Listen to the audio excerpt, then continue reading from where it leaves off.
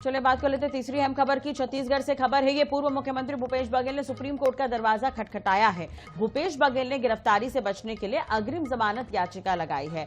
दरअसल भूपेश बघेल को शराब, कोयला और महादेव सट्टा ऐप घोटाले में आरोपी बनाया गया है। भूपेश बघेल ने सुप्रीम कोर्ट में दायर याचिका में कहा कि उन्हें किसी भी तरह से गिरफ्तार न किया जाए, जांच में सहयोग करने का अवसर दिया जाए। दायर याचिका में पूर्व सीएम ने कहा कि जैसे उनके बेटे चैतन्य बघेल को राजनीतिक द्वेष में फंसाकर गिरफ्तार किया गया, वैसे ही उन्हें भी टारगेट किया जा सकता है। बघेल का कहना है कि उनके खिलाफ बदले की भावना से कार्रवाई हो सकती है। आपको बता दें कि भूपेश बघेल ईडी, ईओडब्ल्यू और सीबीआई तीनों एजेंसियों के रडार पर हैं। सोमवार को भूपेश बघेल की याचिका पर सुनवाई होगी। इधर चैतन्य बघेल की जमानत याचिका पर भी सुप्रीम कोर्ट सुनवाई करेगा।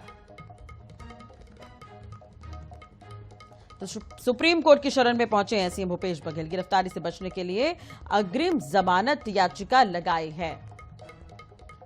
बीजेपी प्रवक्ता उज्जवल दीपक हमारे साथ जुड़ गए। उज्जवल जी, स्वागत है आईएनएच पर। सुप्रीम कोर्ट की शरण में पहुंचे हैं सीएम भूपेश बघेल। गिरफ्तारी से बचने के लिए पहले ही याचिका दायर कर दी है, क्या कुछ कहेंगे इस पर? देखिए, ऐसा लग रहा है कि कक्का डरे हुए हैं और डरना लाजमी है। जो भी व्यक्ति गलत काम करता है, अपराध करता है, घोटाला करता है, उसको हमेशा ये डर लगा रहता है कि पुलिस कहीं देख ना ले, पुलिस कहीं पकड़ ना ले, जेल मत चले जाए। और उनको जरा भी ये आशंका नहीं थी कि उनके बेटे को ईडी गिरफ्तार कर लेगी। उसके बाद से वो बहुत भयभीत हैं, क्योंकि उनके कारण कई सारे लोग जेल में हैं। रानू साहू, सूर्यकांत तिवारी, टुटेजा, ढेबर और भी बहुत सारे लोग। तो ये करने की सजा जो है एक दिन मिलनी ही है उनको, और इसी डर के कारण उन्होंने जमानत याचिका लगाई है। बिल्कुल, बने रहेगा हमारे साथ। नितिन भंसाली जी, कांग्रेस प्रवक्ता, हमारे साथ जुड़ गए। नितिन जी, अब सुप्रीम कोर्ट की शरण में पहुंचे हैं भूपेश बघेल, क्या डर है गिरफ्तारी? संविधान के तहत यह अधिकार भारत के हर उस नागरिक को है। जमानत का अधिकार, अपनी बात रखने का अधिकार, अपनी तकलीफ का माननीय न्यायालय को सूचना देने का, वहां से न्याय पाने का अधिकार सभी को है।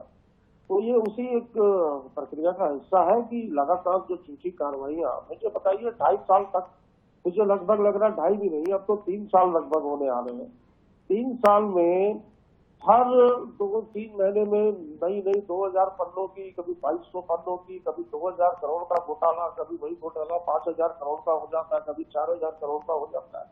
तो कोई सिर पैर नहीं है आरोप के। और जिस तरीके से गैर कांग्रेस शासित राज्य जो है, और वहां पर भारतीय जनता पार्टी जिस तरीके से ईडी, आईटी और सीबीआई का दुरुपयोग कर रही है, तो इसी संदर्भ में माननीय मुख्यमंत्री जी ने याचिका दायर की है। और हमें पूरी उम्मीद है कि न्यायालय इसका संज्ञान लेगा और न्याय मिलेगा।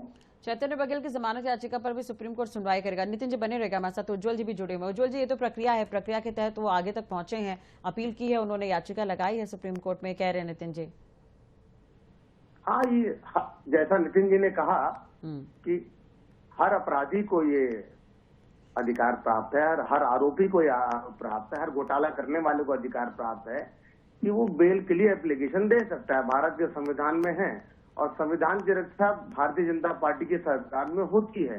तो भूपेश बघेल जी को यकीन होना चाहिए कि अगर उन्होंने गलत काम नहीं किया है तो डर किस बात का? जाए जेल।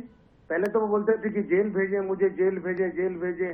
जैसे जेल भेजने की शुरुआत नितिन जी, क्या कोई डर है? छोटा सा जवाब सर, समय हो गया थोड़ा सा। कोई डर नहीं है। डर न भय भूपेश बघेल की जय। डर और भय इसको होगा, हमको डर नहीं है। हम तैयार है। कांग्रेस का एक कार्यकर्ता इनकी झूठी कार्रवाइयों के खिलाफ लड़ने के लिए तैयार है। और मैंने जैसा कि कहा कि माननीय न्यायालय पे हमें भरोसा है, सबसे परेशान हो सकता है, पराजित नहीं। चलिए ठीक है, अब देखने वाली बात होगी सुप्रीम कोर्ट क्या कुछ कहता है इस पर। बहुत बहुत शुक्रिया आप दोनों का जुड़ने के लिए और बातचीत करने के लिए।